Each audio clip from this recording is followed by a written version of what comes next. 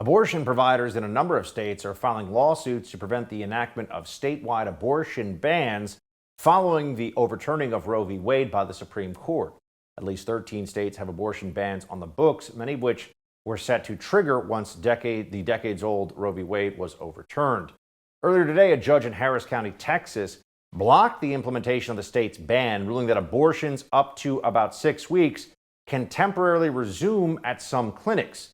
Joining me now for the latest on this battle is the Attorney General of the state of Texas, Ken Paxton. Mr. Attorney General, thanks for being with us. Hey, glad to be there.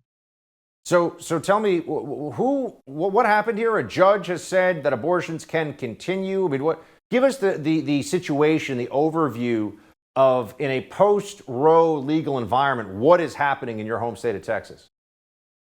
All right, so we're talking about Harris County. We're in a fairly liberal county, fairly liberal judge.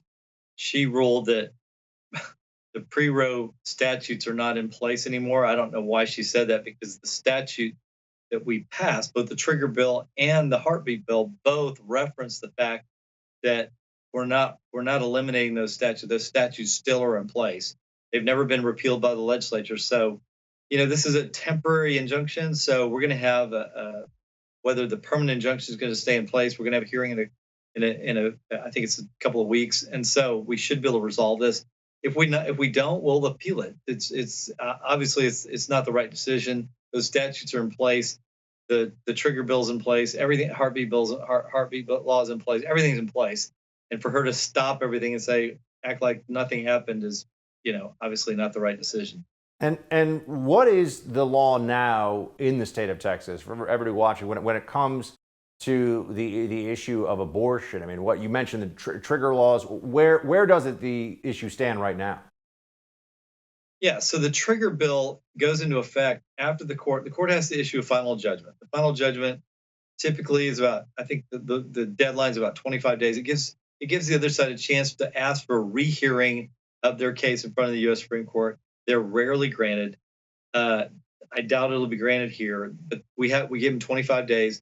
And then 30 days after that, the legislature said the trigger bill goes into effect and abortions are banned. And that's a new law. They were old laws that were struck down by Roe v. Wade. Now, Roe v. Wade has been struck down. So our argument is, hey, those laws, they were struck down then, but they're still alive now because Roe v. Wade was invalid precedent, and the Supreme Court just told us that. And so the laws in place before Roe v. Wade occurred in 1973 are now back in place. Those laws exist right now, and until the trigger bill goes into effect. And the trigger bill doesn't even overrule those; it just adds to. And what does the trigger bill do? Just so I'm clear.